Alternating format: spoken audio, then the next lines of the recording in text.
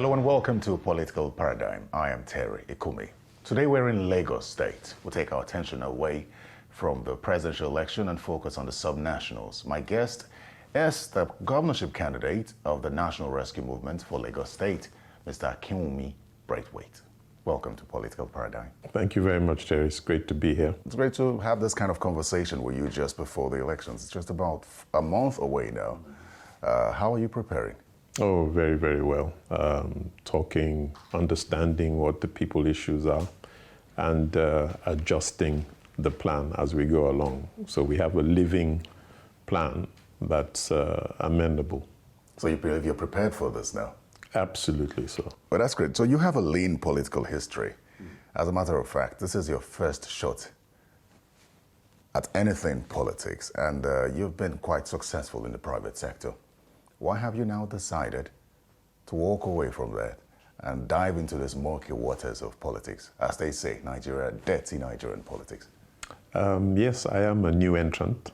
I entered the field in 2021, and I am still private sector as well.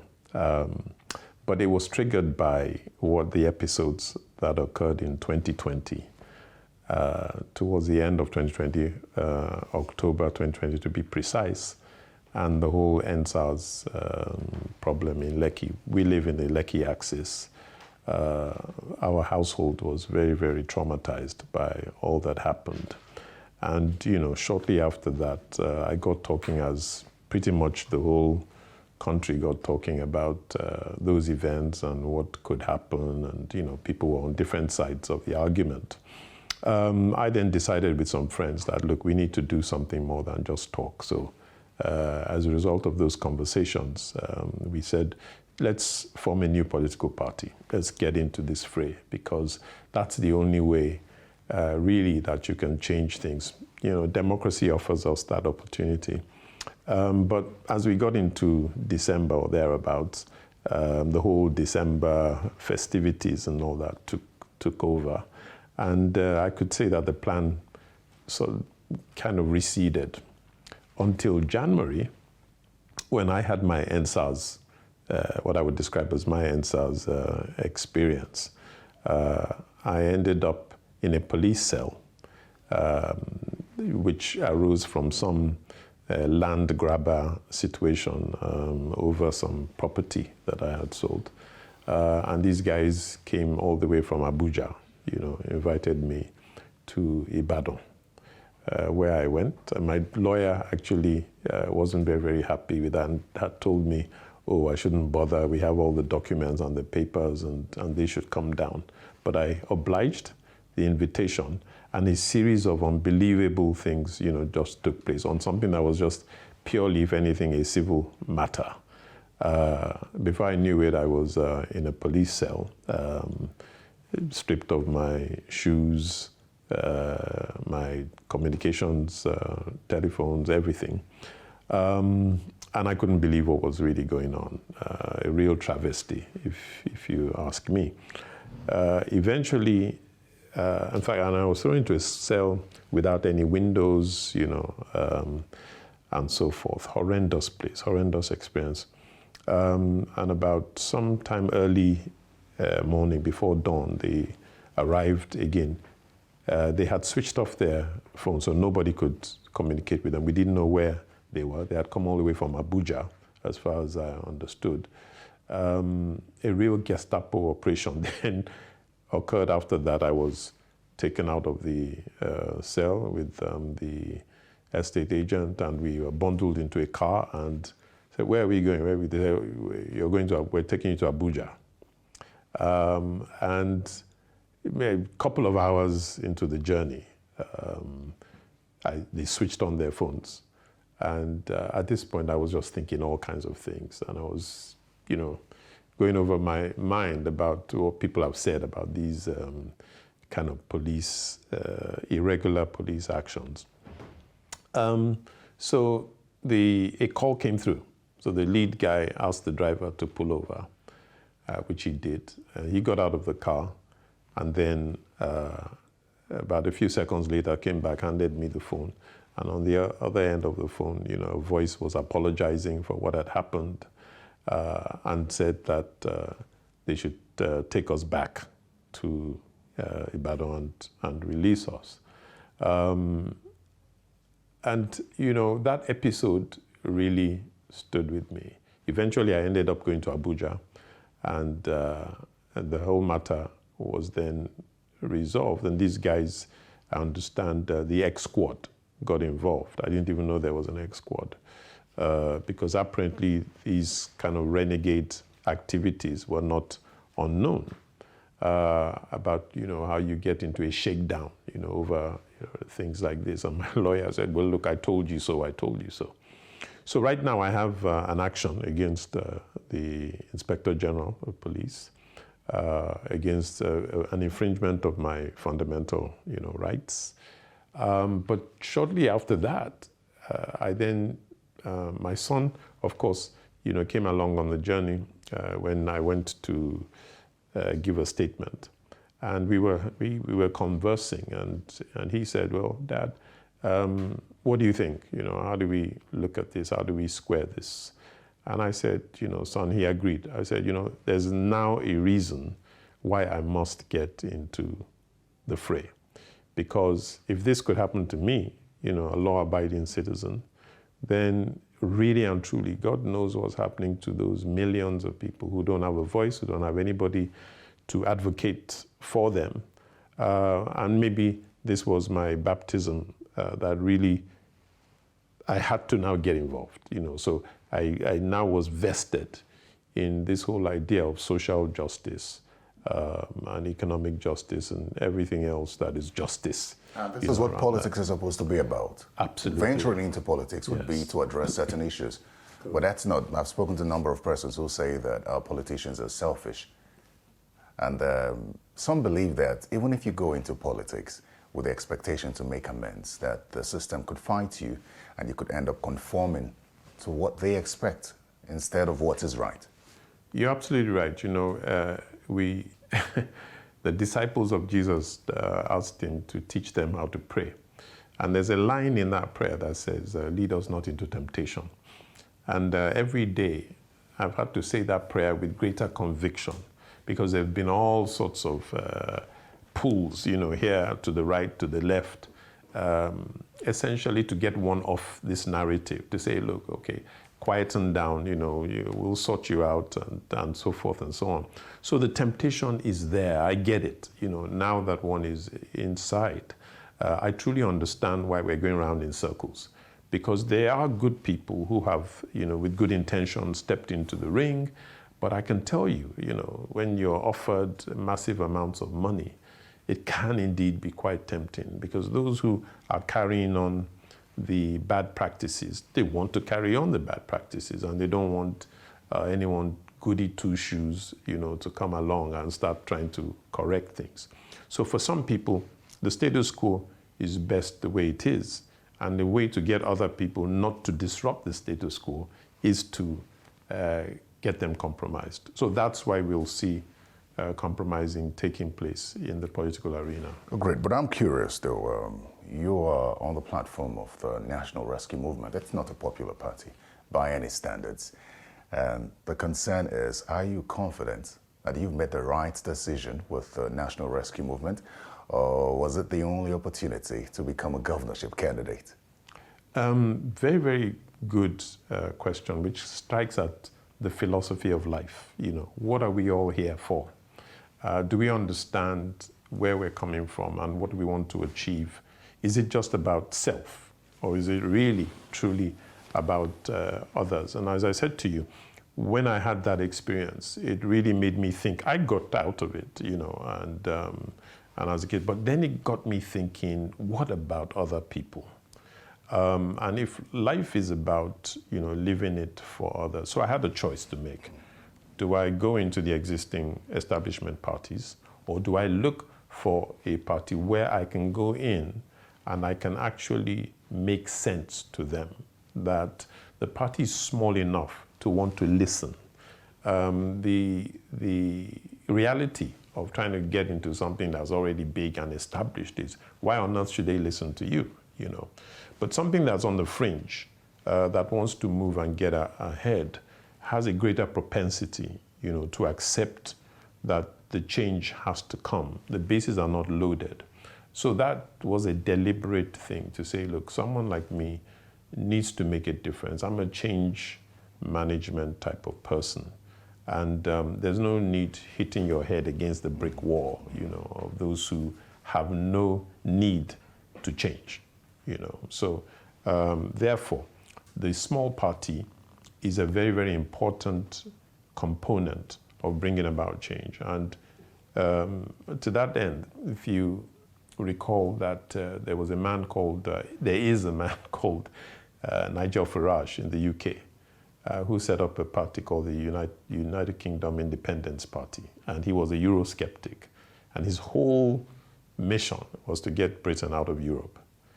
He later then formed another party after about 3 years, you know, running UKIP, which was called the Brexit Party. And today, as a result of Nigel's actions and whatever, Britain is out of Europe. So you can achieve a mission once it's an agenda-based, and you're clearly, there's not that many obstacles in trying to push that mission. So that's the logic behind going with a small fringe party. You know, there are concerns, however, that Lagos State is one of the few states that has remained under a certain kind of leadership. I don't want to say party because it didn't start with the APC, but it's maintained that leadership, and now the APC holds sway in Lagos just across every level. And this is not something that even the big party, like the People's Democratic Party, has been able to uproot. Why do you believe that the National Rescue Movement could create an upset in Lagos State? Again, if you look at the statistics, they tell you that, oh, these guys have everybody thinking with them. But the data doesn't bear that out.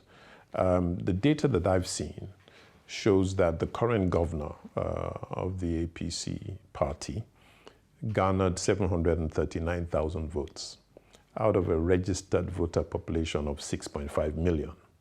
Now, that's barely 12% of the registered voters. So that already tells me, you know, clearly that the vast majority are not in support, and therefore the vast majority did not exercise their voting preference in relation to this. They were looking for an alternative.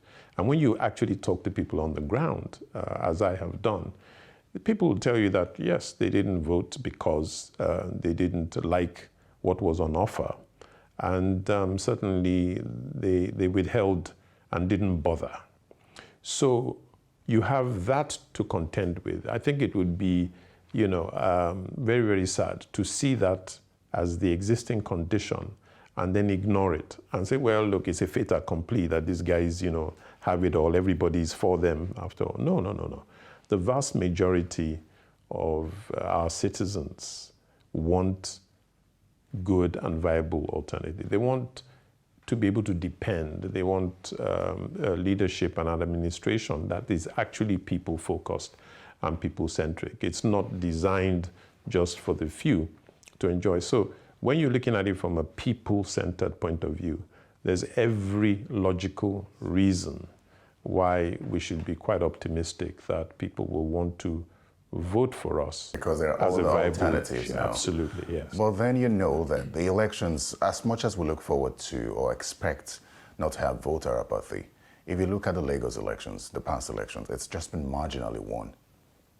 And then there are those who now believe that to offset that, it would have been better if we had the smaller parties, opposition parties, basically come together to work. What's your take on that? My take is that it depends on values and philosophies. I have seen people coming together without shared values, and within a short space of time, you know, they fall apart. We must learn to strive as hard as it is to get people together who share values, because it's that value-driven relationship that we all need to create the foundation, you know. Our society is fractured. Our society is, unethical, in a large, to a large extent. And we've got to find that ethical space. We've got to get ourselves, we've got to turn around from where we're going. So I personally would want to align with people based on their core values, the shared values. And to that extent, if we do and are able to get to that point, then we're good to go. Because then that means that it will be difficult to rip us apart. It will be difficult for us to miss the direction on our objective. If you look at the ruling party and the other party that ruled sway before this one, you notice that a number of different strange bedfellows came together. And that's why, as a result, you've had this musical Well, that's what politics is. That's the idea about politics is to first win the election. I think that at least that is what Nigerian politics has been about. Well, we've got to teach people what politics actually is about. Politics is an activity which is really designed to determine who gets what, when, how. It's about economics. It's about how do we determine, to take a decision over what is the best thing. So you might have people on the left saying, okay, look, you need a lot of government intervention to make things happen. Then people on the right could say to you, no, leave it to the capitalists. The guys, they have all the decision-making ability. They will get it right.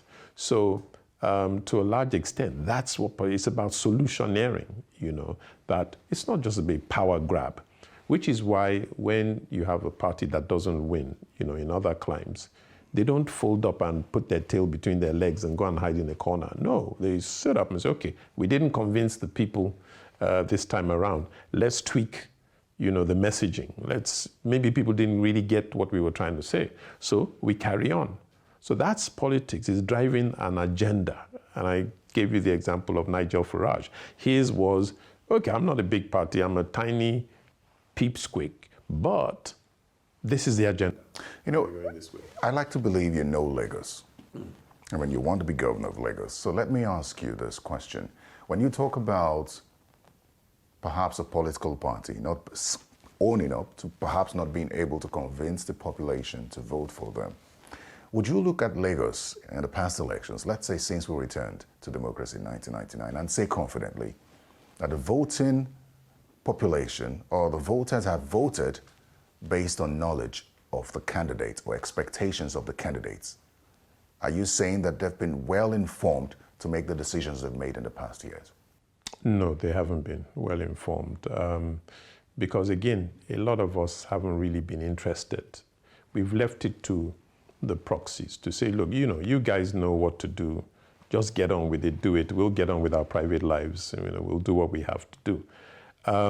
So to a large extent, it's been almost like a monotonous situation here. It's not been a conversation, between the administration and the people.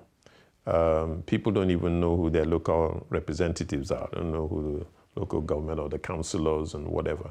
So I think to a large extent, when I look at us, I think that we've been so used to the military era, where it's been a command and control system, that it's taken a while now to get our minds, around this whole idea of what is democracy?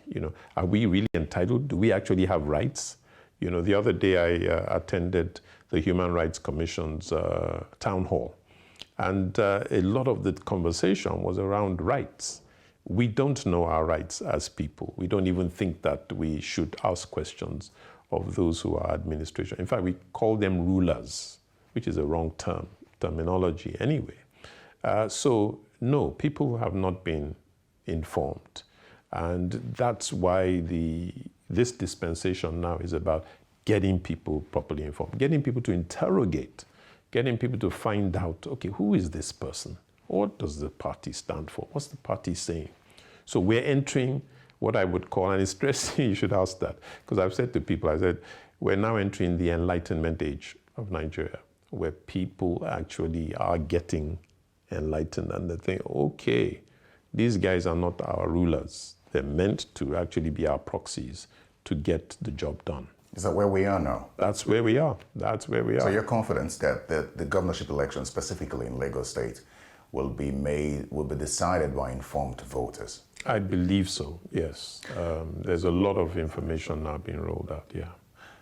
Having spent so much time in the private sector and now venturing into politics, there are those who believe that you should have had at least some form of leadership or political mentorship. Have you? Leadership, you see, leaders are people who see behind the corner before anybody else sees. A leader is an inspiring person. He inspires others. He goes ahead. And all the years that I've spent, in the things that I've done, it's about developing the leadership skills. It's about developing experience in administration, how to administer what belongs, to others and myself. How to really be skillful in managing finances, how to manage human capital, how to be innovative, how to use technology, to achieve results, change management, social engineering, making people do stuff, making people want to own and do what they need to do to get the job done. And I've had an immense amount of mentoring, training, expectations, project management, all of these things that we want to deploy to make things happen in the public space. And the political mentorship, not necessary? Political mentorship, you have to have a political philosophy. I think when looking at the established parties, they're teaching the wrong things. In Nigeria of today, what we're learning is that it's about transaction. You just pay people to come and vote for you. You don't even have to tell them anything. Just go on, take a microphone, dance, make a lot of noise, and tell people to come and vote. That's not the kind of mentorship that we need. We are the ones who now need to start mentoring the younger folk to say, hey, look, this is the difference between right and wrong. When we're talking about ethics, there is no ethics in the political space today. So we're coming in there saying, look, listen, we need to be ethical. And yes, people may laugh at that concept, that idea of being ethical.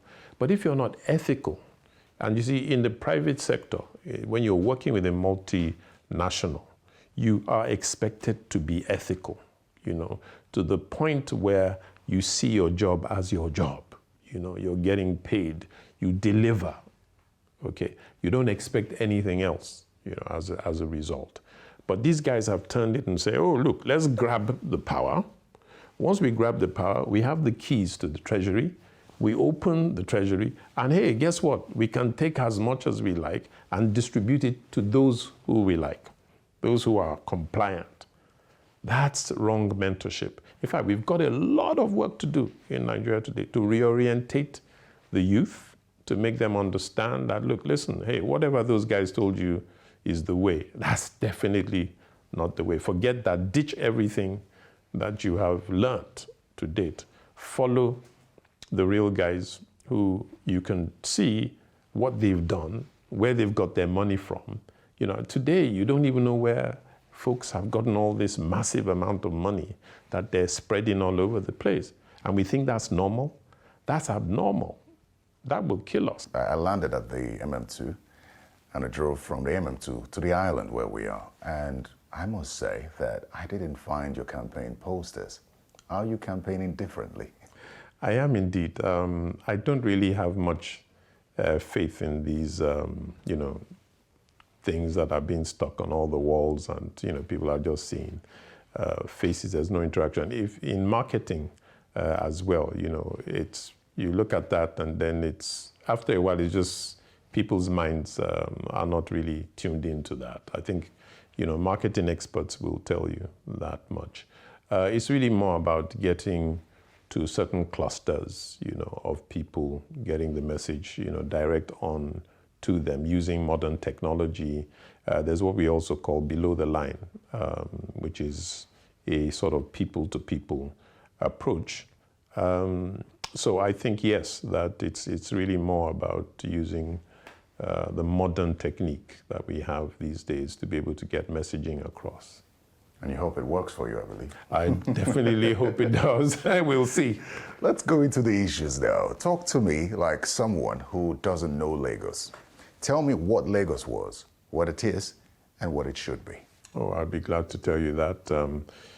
Lagos was a place where you could go for walks. There was public swimming.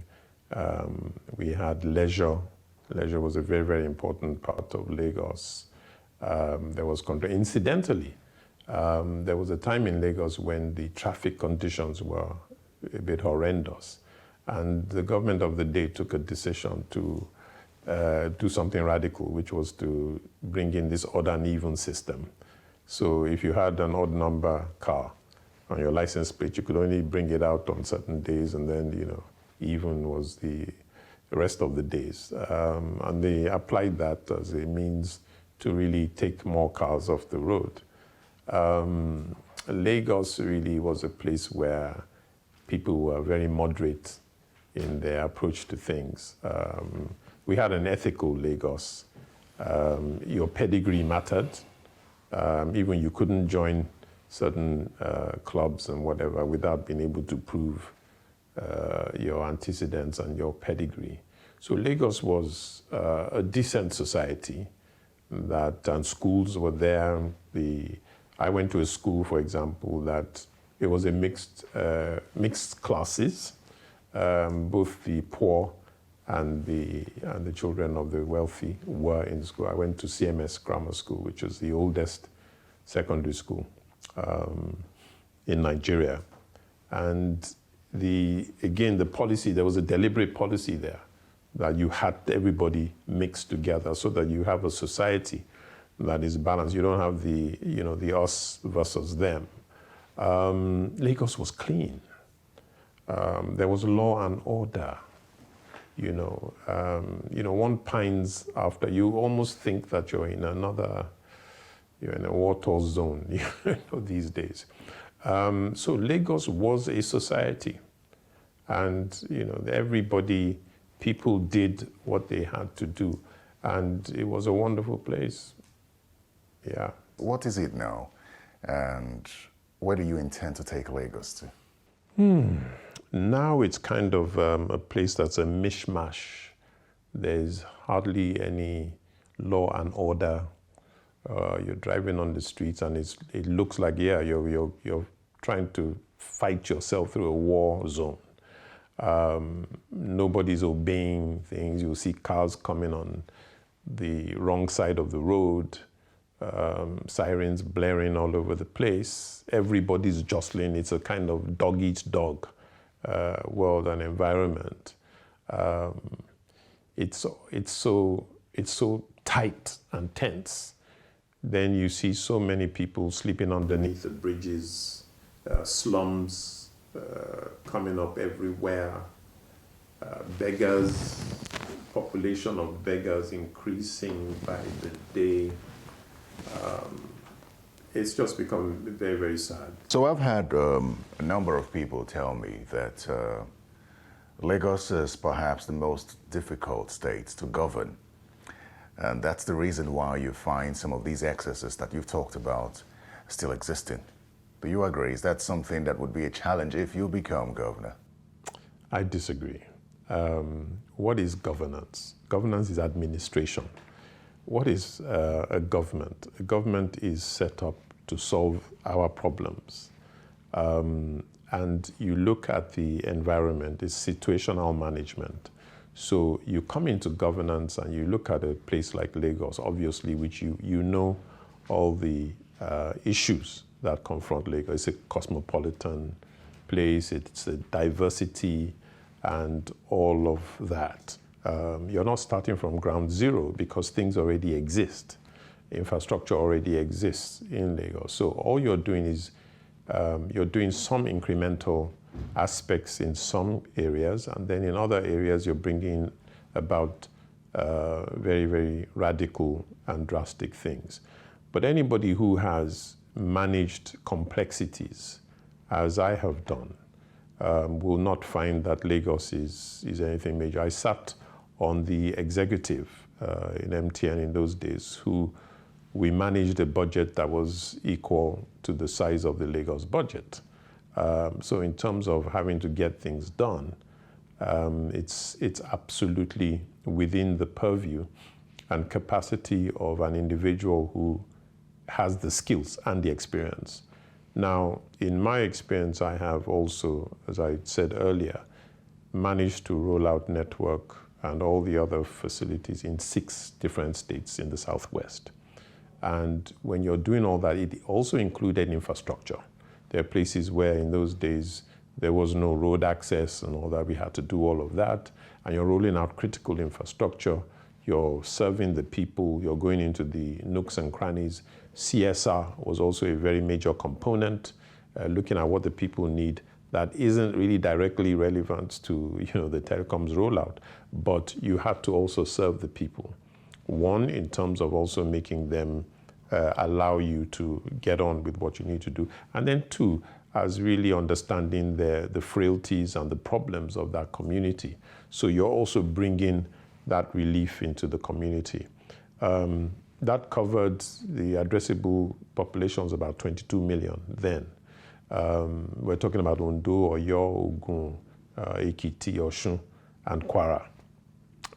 So having dealt with that, and then you're also dealing with diverse needs of people. Then in MTN, I dealt with nationally, in terms of, if you look at all the rollout of the outlets serving customers, dealing with customer issues, 53 million plus customers. You don't do all that without having the ability to be a problem solver. Then, of course, the human capital. To be able to deliver, you actually don't do it as an individual. You need a high-performance team. So the ability to gather together, people who are capable and who have skill sets that are right for the job is also what you deploy. And to be able to achieve those, then obviously you need human capital management skills. So it's all of these things that come very much into play. Let's see how you intend to do this, because I recall that for a state like Lagos State, you would need to step on toes. The political will is needed. I recall that one of the reasons why former Governor Ambode lost his re-election bid was he rejigged the waste management system. Is that something that you would do as well? And what other adjustments would you bring to Lagos that would seem to show that you would be stepping on toes, but would be for the benefit of the people regardless? I'm an independent-minded person. And those that have worked with me know that. And the issue is that when you're coming into something where you need to deliver, you have to come with that essence and that commitment to doing whatever it is, and whatever is reasonable to do, you have to do it. Sometimes you carry people along, and then where they don't want to come along, you have to sort of part ways with them, but you need to get the job done. And when you look at Lagos, they're very, very urgent and pressing people things that need to be done. So my agenda really is made up of very, very essential people issues. We've got to cut down the unemployment rate. We've got to bring in full employment, deploy everything that we can, public works, get people involved in public works, the whole agricultural value chain, get people involved in that, the whole waste management, waste recycling, get people involved in that, tourism, get people involved in that. Every and anything that requires a large amount of human labor, human capital, we will deploy and get people working. We need to get people working. We need to get Lagos working. We need to get, if you don't solve the problem of unemployment, and very quickly, you will have a major uprising on your hand, because what unemployment does, long-term unemployment, creates mental health issues. It creates issues of hopelessness. It definitely brings about crime, because if you exclude people from legitimate economic activity, what you're in effect doing is that you're pushing them in a direction of illegitimate economic activity, because people must survive, okay? We will look at the whole idea of those people who don't have social services and therefore are sleeping rough underneath the bridges and all that, also feeding this insecurity. Because when people are down and out and disenfranchised, they have no other, they will turn to crime. We've got to solve that, and very, very quickly too. The issue of local governance. Because you have comatose local government, you don't have the ability to really distill solutions down to the local people. So you need the local government to be able to do that. And if you're talking about raising your economy and economic activity, you've got to be able to do it at social government level. So if you think in terms of GDP, and you're able to make GDP happen at local government level, and even create competition, amongst local governments who will be, who have certain things that that are unique to them, and then, you're stimulating that.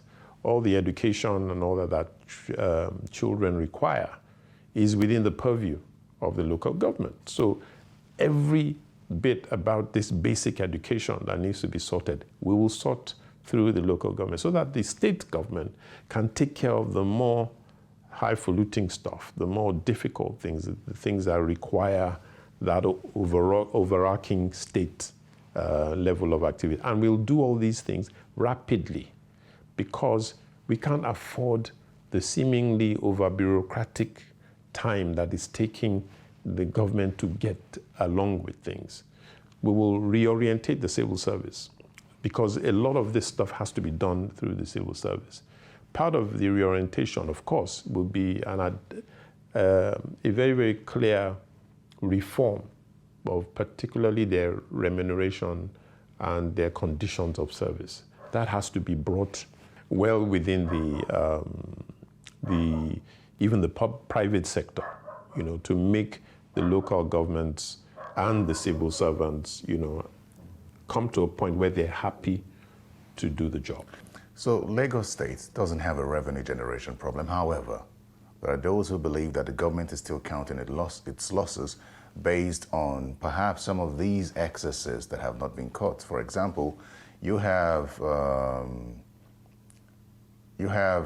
government making its money largely from taxes. However, a great chunk of that money is going to the tax processor, which is the Alpha Beta company. Okay, the ruler of Dubai said the reason that the government exists is to make the people happy. And their whole focus and the things that they do is around generating and making happiness, for the people. When that attitude is something that is universally held by the people, everything now starts to lift up, because you now realize that you want your unemployed, you want the small businesses, you want to create cottage industries and all of those things.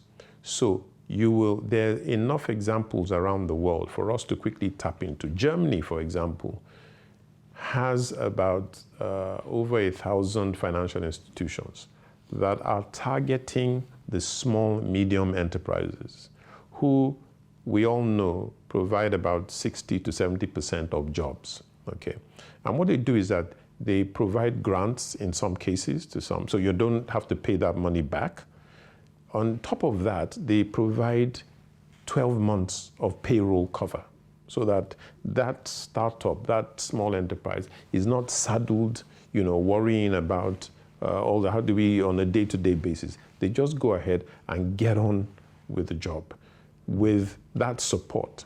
In the UK, you have incubators where they don't even have to worry about the professional services, so the accounting services, the consulting services, these things are provided for them, and then they get on with it. So by doing that, you decrease largely the number of unemployed, you stimulate economic activity, you generate revenues coming from all of this. The GDP starts to, grow massively, and these things can actually be exponential, because imagine you're setting millions of people who are right now doing nothing, and you're just getting them to start to create that economic real hotbed of exciting activity. The happiness index, shoots up, and government revenue is there. The private sector too now jumps in because they are now riding off all of this enabling environment. The international FDI is coming. Multilateral agencies also now, they chip in because everybody really wants to be part of this exciting stuff. So we can create, we can really, really stimulate economic activity and really exponentially grow the revenues. You know, the population of Lagos keeps growing by the day and it's weighing heavily on the facilities. There are concerns as to transportation within Lagos. The government has tried to improve water transportation. I don't know what your take is on the government's, the past government's and past and present government's efforts to address the issue of transportation, traffic. Perhaps the one that's taking lives now, the trucks falling all over the place and killing many people. That's a big concern now, isn't it? What would you do differently? Yeah, you see, transportation is something that also comes along with the philosophy of how you want to engage with your people. If your people come first, if you have a real people agenda, you're going to do something about their comfort and their happiness. You're not doing transportation just, oh, let's just put something on the road so people can move from A to B. No, it's not about that. If you go to some other countries, transportation is even a tourism enabler in itself. If you want to grow tourism, you want people to move from A to B, so you're also looking at the transport. One, in terms of the vehicles that are conveying them, and then secondly, in terms of the access, you know, the road access, the intermodal nature. You can go to some countries and you can look at your time and you know, and it's displayed. Oh yeah, the bus will arrive in 5 minutes, 10 minutes, bus number, this and that and the other. To that extent, people can pattern and manage their lives. Transportation is a very, very important ingredient to commerce and to activity. So if you bring a gridlock and you don't allow the flow of transport, what you're doing is that you're also reducing the ability to create revenue and to create wealth. So it's almost like that's a kind of a no-brainer. So you want to solve for it from many, many angles. One, the comfort and the happiness of the people. Two, to keep commerce and economic activity rolling, you know, almost kind of nonstop. Three, to maybe even act as a nice tourist opportunity for people. So there has to be that intermodal activity. I checked out the audited 2021 government's accounts, only to discover that the state ferry services, there was a budget there. And the actual disbursement was 60-odd%. So you have a problem with and you're not actually even, and of that amount, you have the allocation, you have the disbursement.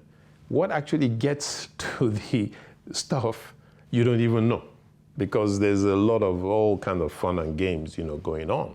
So it's clear that the money that needs to be pumped into where it needs to be pumped into isn't happening. You need to, I looked up their stats as well. It's over 3.4 million vehicles, right? Population over 3.4 million, 1,400 vehicles per square meter. Now, if you don't plan around that and say, okay, look, listen, how do we stop many vehicles from being on the road at the same time? We need the transit, the mass transit, that's going to get people and convince people to leave their cars at home. Is that similar to the BRT system? So you have the BRT on one level, and you know, run it in a very committed way. Then you have the water transportation on another level, keying into that. Then you have the rail. Now, check this out. The rail in the master plan, in the Lagos State Rail Master Plan, there's 6 lines that are meant to be deployed in that plan, with the targeted population that will be conveyed in a month of 32 million. So just imagine what would happen if those trains were moving. And they're moving that number of people. So maybe 1 million people a day are moving. You imagine the number of vehicles that would be off the road in terms of cars. So the sad thing is that you have the master plan, the blueprint. You have very brilliant people in government who have credentials and the whole whatever. So you ask yourself, so why aren't we having these things, that they know what to do, they know the answers. So I put it down to something which is about people's priorities. Somebody else, a few people are saying, no, that's not priority right now. Don't worry about the plan. We'll come back to that later. So what I would do is really get these experts and say, look, guys, you have X number of whatever. A lot of this is about delivering projects to time. When you are dealing with critical things, as I had to do in the rollout and management and whatever of these critical services, they are time bound. Okay, you're committed to them, make it happen. And then you do what you need to do and stop faffing around, thinking, oh, where can I take thing and put it in my pocket? No, this is about what needs to be done for the people. So the intermodal transportation will need to be done ASAP. We might also look at the issue around what I told you earlier about making certain vehicles come on the road on certain days. Maybe try that odd and even thing after due consultation with the people, so that people can take, public transport services. At least we say, look, in the next 6 months, while we're sorting out all the mess, that's going on, it's going to take a while to build additional roads, so that's not going to happen in this. So you have the short, medium, and the long-term plan.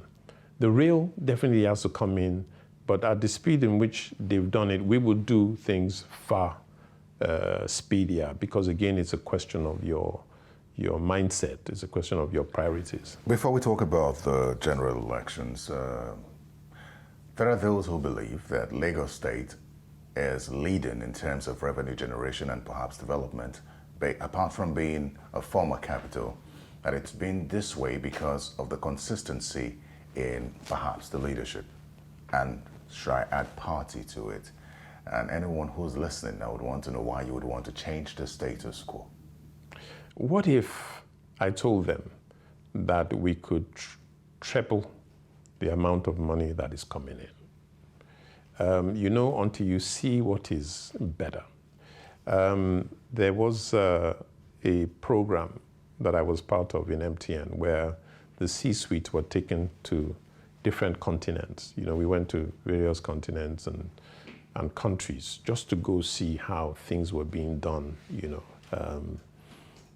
and amazingly, and I'm so grateful for that opportunity to really see that, we went to Singapore, we were in India, China, all these places, just to basically understand what these tiger countries were doing.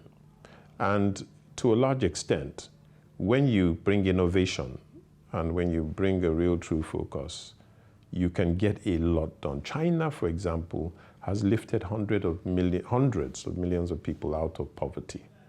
And it did that by really getting down to the local layers, right? And springing up all of these cottage industries. Now, if we do that, we can 3 times what we're doing, if not more, in the medium term.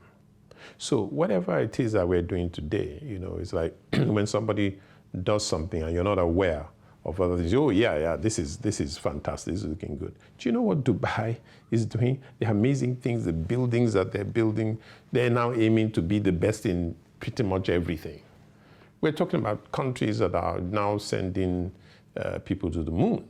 We're talking about we're going to be living in a world with driverless cars. We're living in a world of AI. We're talking about where companies are earning the revenues of countries, So we have got to get out of this mindset that, this is the best we can do. No, it's not the best that we can do. Very well, then let's talk a little about the general elections, just as we round off now. I recall that sometime early last year, you and some notable Nigerians, I recall professors Patutomi, Kingsley Moghalu, Remi Shonaya, then there's Senator Rabiu Musa Kwankwaso at the time, who was part of the National Rescue Movement. And you all wanted to come together to put together a mega party that would serve as a third force and perhaps get rid of the PDP and the APC. That didn't work. Everyone's going their separate ways now. Well, there are those who now look at the Labour Party and say, this is that alternative that we've been looking for. I know you're part of the National Rescue Movement, but your interest at the time was to get rid of the conventional APC, PDP.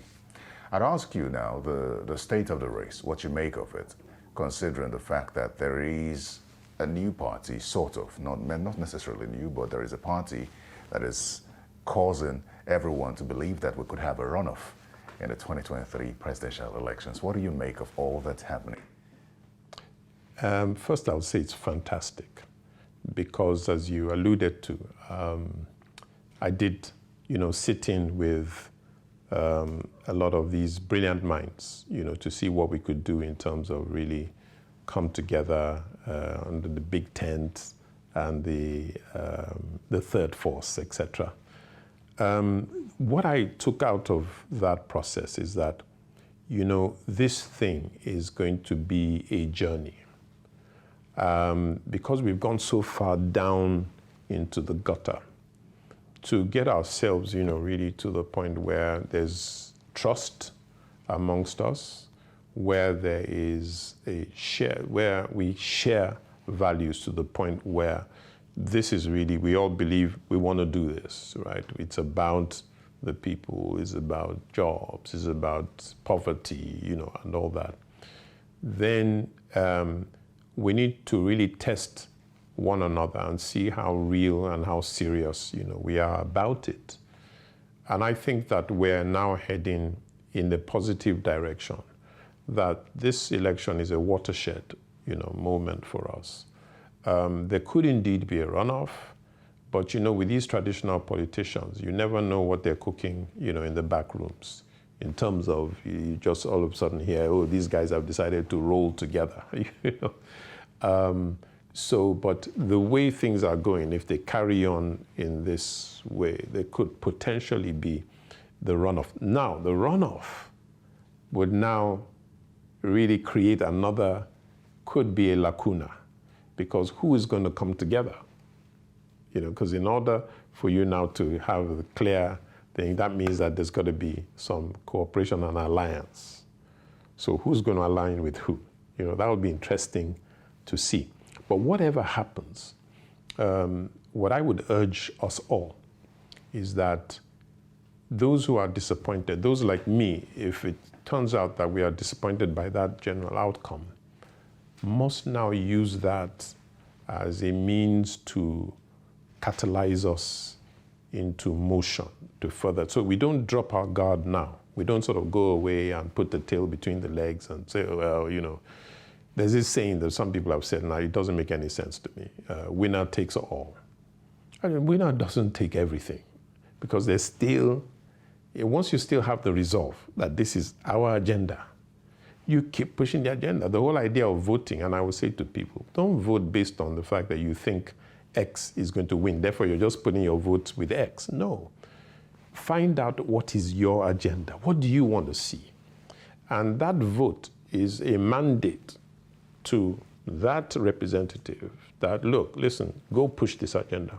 If you make it into the position and if you're elected, then you go and execute.